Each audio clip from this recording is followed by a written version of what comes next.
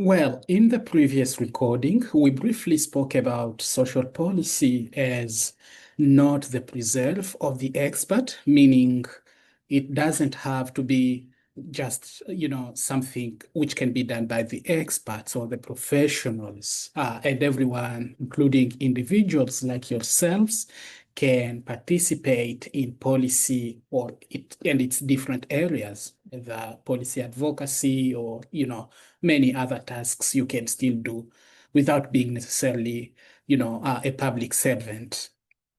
Now, let's look at policy as a professional practice, and we shall try to insist a little bit more on the Australian social policy cycle, which is suggested by Altos and colleagues in some of their writings, which are also listed, on your reading list. So policy as a professional practice really refers to the systematic application of specialized knowledge, skills, ethics, and standards by trained professionals who really aim to develop, to implement, and even to evaluate policies within a particular field or a particular organizational context.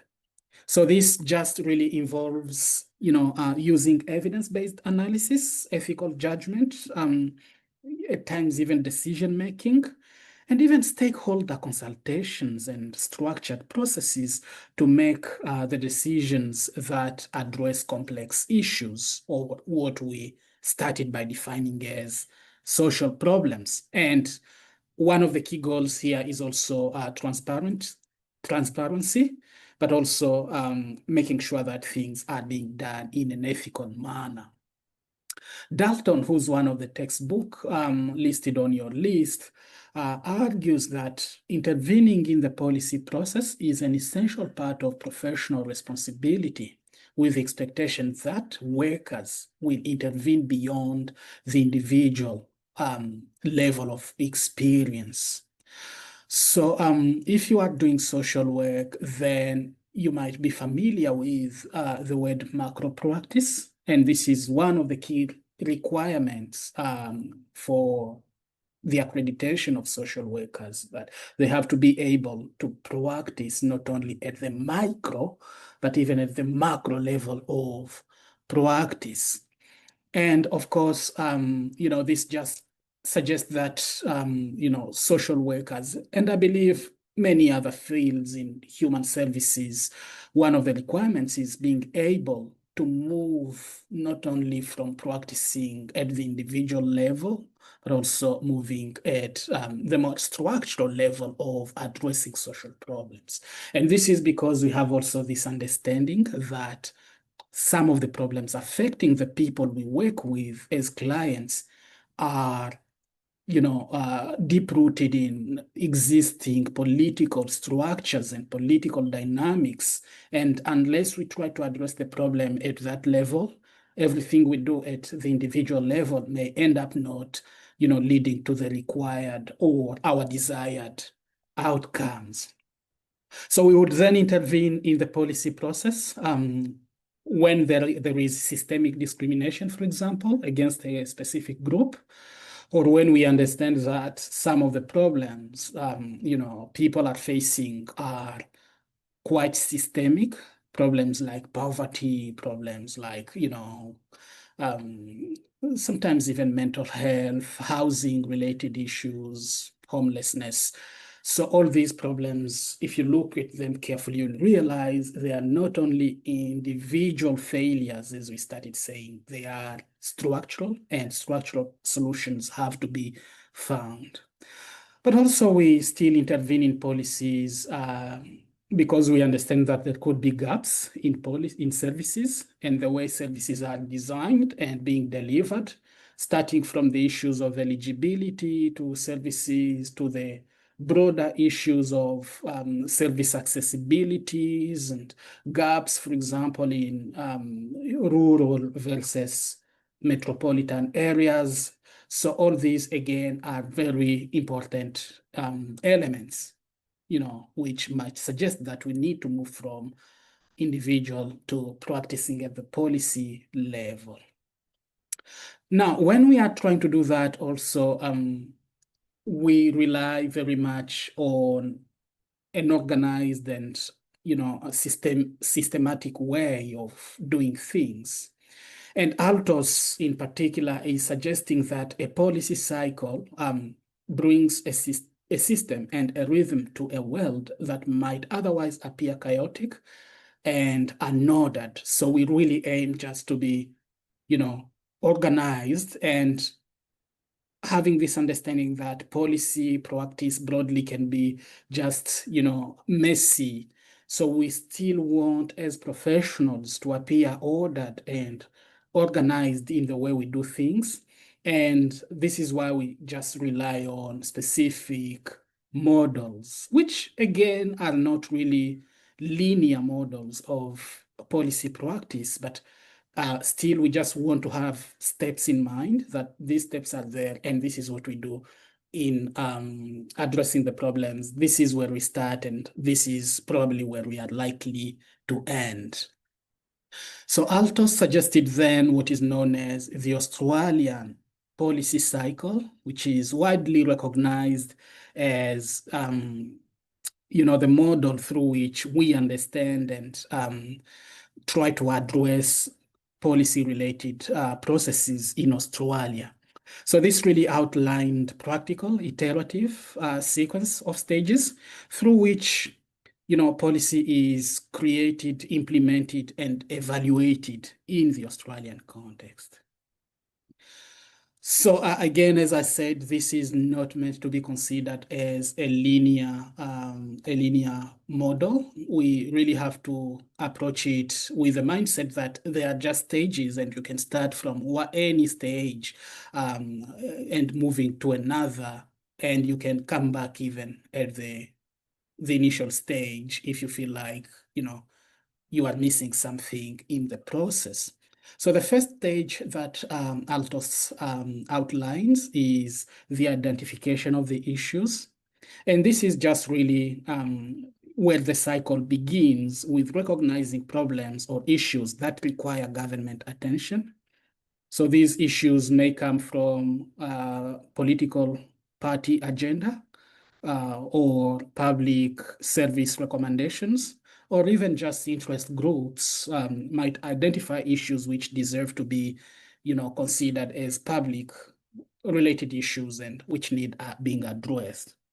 So this process itself of identifying the problems is clearly a crucial one because it sets the foundation for all the other subsequent stages of policy development. Because unless we understand what the issues are, we can't even move at the next step to start finding the ways or the solutions to that issue. Then the next one is policy analysis. So once an issue has been identified, in-depth research and analysis are conducted, and usually by public servants. So, and the goal here is just really to understand the issue fully, to have a full grasp of the issue. And this stage in itself really involves gathering evidence, assessing options, and clarifying the causes and consequences of the issues which have been identified. And then the next one is policy instruments. We then try to develop what we perceive to be the appropriate policy instruments or the tools which we need in place to address that issue. And these instruments can be anything like a legislation, it can be, a regulation, it can be a new program we want to develop, or it can be, any other means the government wants to develop in addressing that issue. So the choice of these instruments itself depends on the policy objectives and the feasibility and what we perceive to be the best possible ways of addressing that issue. Yeah, and then of course the next step is consultation, trying to consult different stakeholders to get their perspectives and make sure that we are being inclusive. And then of course coordination is part of the process. Decision making is an important one where we try, to make formal decisions, to adopt, amend, and even reject the different policy proposals. And of course, at this stage, again, we find that the whole process is really political and involves negotiations and compromises at times to be able to get to the exact point. And then, of course, comes the implementation of what we have identified as the solution and evaluation. But this being a cyclical process, after the evaluation, we can find out that there are new issues emerging, or the solution has not been effective in addressing the issues. And then we can start from the same stage again, trying to identify what are the other issues or what are the new issues, and go again with the same process. So it's kind of an iterative and cyclical process, and it doesn't have to be considered as just a fixed kind of way of doing things. So this model suggested by Altos is very important because that's what we are relying on very much in Australia. Some people even call it the Australian policy cycle. But you have to consider that there might be, or there are many other models around the world. In the United States, for example, they very much rely on what was suggested by Etienne Bardach, which is also an 8-path model, exactly with kind of the same stages suggested by Altos. But the difference here is that the eightfold path suggested by Bardach seems quite more theoretical than solution focused, than what Altos and Bridgman has suggested, and which we are very much using in Australia. So Marston and McClelland, whose textbook we are using in this course, also suggested a simplified framework, which is really a simplified framework drawing on, the Altos model, which we had started looking at. And this simply suggests really that almost again the same stages, starting with the issue identification and agenda setting. In their understanding, the first and initial part of policy practice involves clarifying what the problems are and understanding how to put it on the policy agenda. I would like very much to insist on the word policy agenda, because just because a problem has been identified does not always guarantee that it will take priority on the political agenda. And again, this in itself is quite a contested activity of getting the issue on the agenda, because the cause is, you find that there will be many problems, many issues in the society, and probably not all of them can be adopted on the agenda to get that public attention and start being addressed. And there are many reasons for that, really. It could be just resource constraints. We don't have all the resources to solve all the problems. Or maybe just some people don't see it yet as their problem. So again, we shall have a proper discussion about why some problems get on the agenda, why others end up not getting on the agenda, even if they could be identified as social problems. Then in the simplified framework, there is the next stage, which is policy analysis. This is where you try to define the relevant policy, analyze the context, the historical, the social, economic, and political, and even the institutional context for that problem, and the relevant policies in place. And of course, you try to look also at the impacts, costs, and options, and then consultation and coordination. And, this is where really you try to identify the type and target groups. And of course, this can be done again at all stages. And of course, you move on to the next one, which is policy decision. And later you look at policy implementation. So importantly, for the simplified framework, there are, Marston and McClelland happened to identify um, specific challenges and, practice examples. So for stage one, for example, they identified the level of interest in the problem, and who in particular is being affected by the problem as being one of the potential challenges, which might also even suggest resistance that a specific problem can't go on the agenda. And of course, they identified also problem representation. And I think we will speak more about this in week 4 as we start looking at Bakke's what is the problem represented to be approach. So yeah, I'd really invite you to start thinking about the other challenges which are likely to happen in policy practice at all the other stages, and you completing the rest of this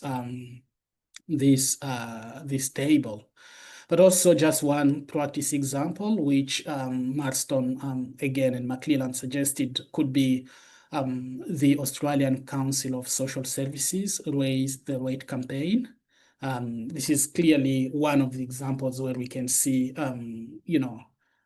how a specific problem is identified, how it gets onto the agenda, and even the specific challenges which, affect that specific campaign.